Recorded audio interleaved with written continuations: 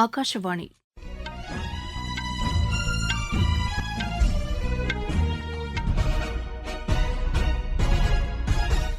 செய்திகள் வாசிப்பவர் வடிவழகி கபிலன். தலைப்புச் செய்திகள்: கேரள மாநிலம் வயநாட்டில் நிலச்சரிவால் பாதிக்கப்பட்ட பகுதிகளை பிரதமர் திரு நரேந்திர மோடி இன்று ஆய்வு செய்தார். இல்லந்தோறும் தேசிய கொடி ஏற்றும் இயக்கத்தில் அனைவரும் பங்கேற்க வேண்டும் என்று மத்திய அமைச்சர் திரு ஜே.பி. நட்டா கேட்டுக் கொண்டுள்ளார். ரிசர்வ் வங்கியின் மத்திய வாரிய இயக்குநர்கள் கூட்டம் நிதியமைச்சர் திருமதி நிர்மலா சீதாராமன் தலைமையில் இன்று புதுதில்லியில் நடைபெற்றது. தமிழகத்தில் அனைத்து தரப்பினரும் பயன்பெறும் வகையில் திட்டங்கள் செயல்படுத்தப்பட்டு வருவதாக மாநில அரசு கூறியுள்ளது. பாரிஸ் ஒலிம்பிக் ஹாக்கிப் போட்டியில் வெண்கலப் பதக்கம் வென்று புதுதில்லி திரும்பிய இந்திய அணியினருக்கு விமான நிலையத்தில் உற்சாக வரவேற்பு அளிக்கப்பட்டது. இனி விரிவான செய்திகள்.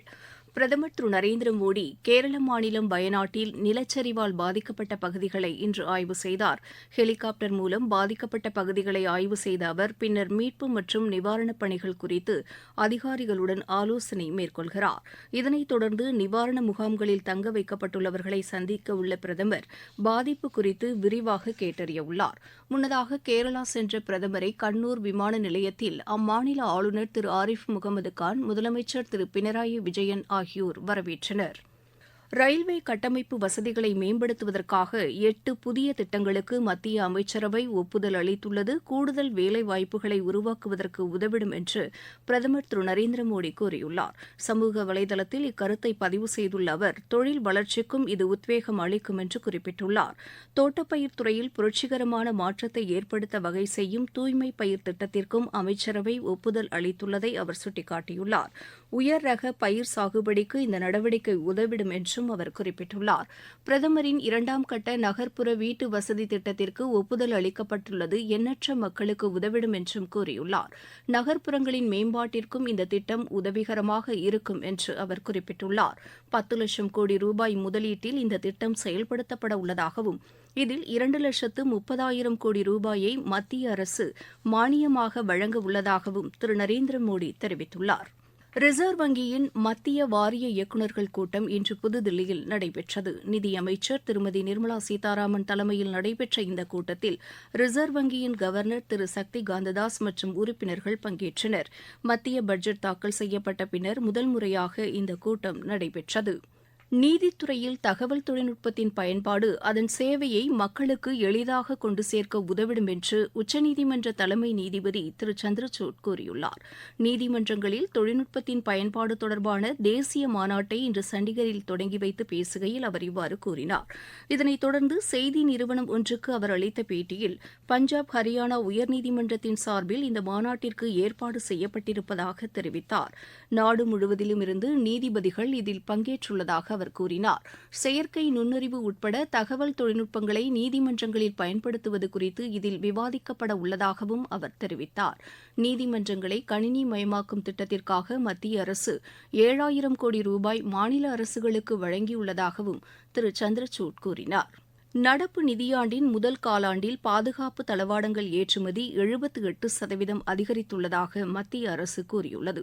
இது தொடர்பாக பாதுகாப்புத்துறை வெளியிட்டுள்ள செய்திக்குறிப்பில், இந்த காலகட்டத்தில் 6,915 கோடி ரூபாய் அளவிற்கு பாதுகாப்பு தளவாடங்கள் ஏற்றுமதி செய்யப்பட்டுள்ளதாக தெரிவிக்கப்பட்டுள்ளது.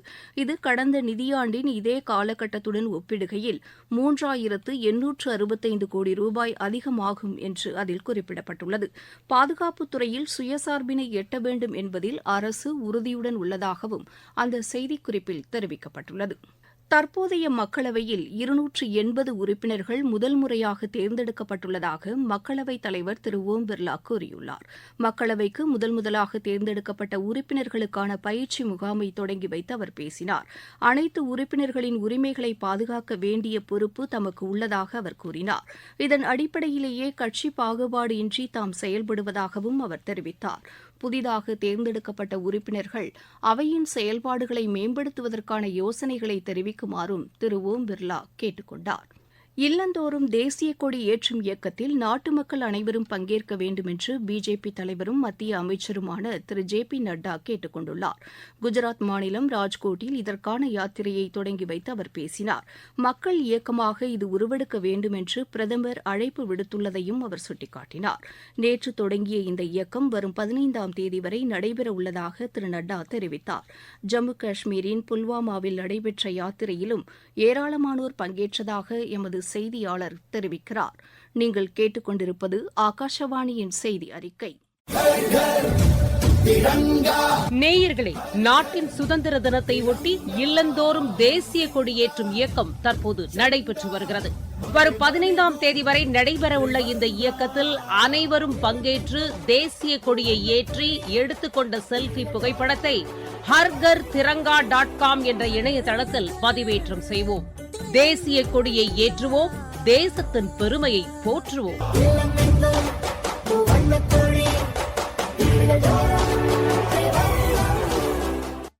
குடியரசுத் தலைவர் திருமதி திரௌபதி முர்முவுக்கு டிமோர் லெஸ்டோவின் உயரிய விருது இன்று வழங்கப்பட்டது. அரசுமுறை பயணமாக அந்நாட்டிற்கு சென்றுள்ள திருமதி திரௌபதி முர்முவிற்கு கல்வி, சமூக மேம்பாடு, மகளிர் மேம்பாடு ஆகியவற்றில் ஆற்றிய பணிக்காக இந்த விருது வழங்கப்பட்டது. அந்நாட்டு அதிபர் திரு ஜோஸ் ராமோஸ் கோட்டா இவ்விருதினை திருமதி திரௌபதி முர்முவுக்கு வழங்கினார். இரு நாடுகளுக்கும் இடையேயான நட்புணர்வின் வெளிப்பாடாக இந்த விருது உள்ளது என்று குடியரசுத் தலைவர் தெரிவித்தார்.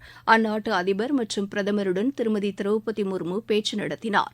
இதன் பின்னர் குடியரசுத் தலைவர் மற்றும் அந்நாட்டு பிரதமர் முன்னிலையில் பல்வேறு ஒப்பந்தங்களும் கையெழுத்திடப்பட்டன.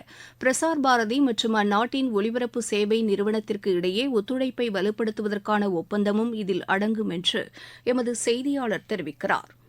சர்வதேச சிங்கங்கள் தினம் கொண்டாடப்படுகிறது. சிங்கங்களின் எண்ணிக்கையை அதிகரிக்கவும் அவற்றை பாதுகாப்பது தொடர்பான விழிப்புணர்வை ஏற்படுத்தும் வகையிலும் இந்த தினம் கொண்டாடப்படுகிறது. இதனையொட்டி நாடு முழுவதும் பல்வேறு நிகழ்ச்சிகளுக்கு ஏற்பாடுகள் செய்யப்பட்டுள்ளன. மத்திய அரசு மேற்கொண்ட நடவடிக்கை காரணமாக 2015ஆம் ஆண்டு 523ஆக இருந்த சிங்கங்களின் எண்ணிக்கை 2020ஆம் ஆண்டு 674ஆக அதிகரித்துள்ளதாக சுற்றுச்சூழல் மற்றும் வனத்துறை கூறியுள்ளது. இந்நாளையொட்டி பிரதமர் திரு நரேந்திர மோடி விடுத்துள்ள செய்தியில் சிங்கங்களை பாதுகாப்பதில் மத்திய அரசு உறுதியுடன் இருப்பதாக கூறியுள்ளார். சர்வதேச சிங்கங்கள் கூட்டணிக்கு கடந்த ஆண்டு பிப்ரவரி மாதம் மத்திய அமைச்சரவை ஒப்புதல் அளித்துள்ளதையும் அவர் சுட்டிக்காட்டினார். இந்த நடவடிக்கைக்கு பெரும்பாலான நாடுகள் ஆதரவு தெரிவித்துள்ளதாகவும் திரு நரேந்திர மோடி கூறியுள்ளார். தமிழகத்தில் திமுக அரசு செயல்படுத்தி வரும் திட்டங்கள் மூலம் அனைத்து தரப்பினரும் பயனடைந்துள்ளதாக மாநில அமைச்சர் திரு மு. சாமிநாதன் கூறியுள்ளார். சேலம் போஸ் மைதானத்தில் அரசு பொருட்காட்சியை மாநில அமைச்சர் திரு கே என் நேருவுடன் இணைந்து திறந்து வைத்து அவர் பேசினார்.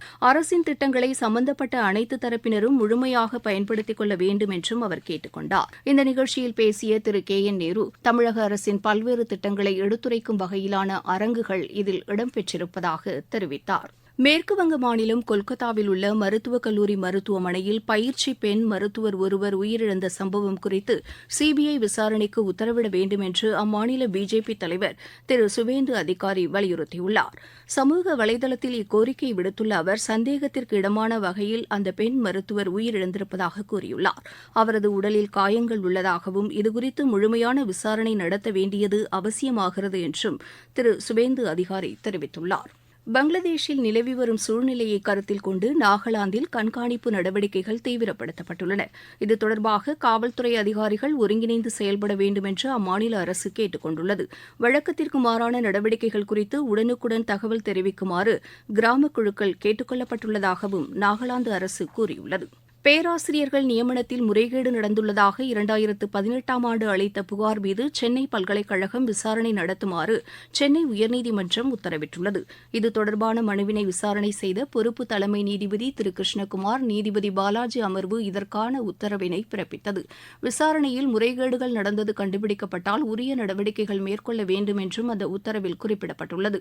இந்த நடைமுறையை 6 மாதத்திற்குள் முடிக்க வேண்டும் என்றும் அதில் குறிப்பிடப்பட்டுள்ளது. பாரிஸ் ஒலிம்பிக் ஹாக்கி போட்டி வெண்கலப் பதக்கம் வென்ற இந்திய அணி இன்று புதுதில்லி திரும்பியது. விமான நிலையத்தில் இந்திய அணியினருக்கு உற்சாக வரவேற்பு அளிக்கப்பட்டது.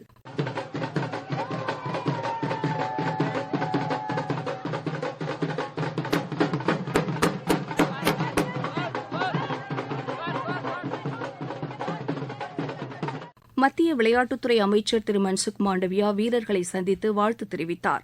ஹாக்கி அணியின் சாதனையைக் கண்டு நாடு பெருமிதம் கொண்டுள்ளதாகவும் திரு மன்சுக் மாண்டவியா கூறினார். இன்று நடைபெறவுள்ள மகளிர் 76 கிலோ எடைப்பிரிவு மல்யுத்தப் போட்டியின் முதல் சுற்று ஆட்டத்தில் இந்தியாவின் ரித்திகா ஹங்கேரியின் பெர்னாடெட் நாகியை எதிர்கொள்கிறார்.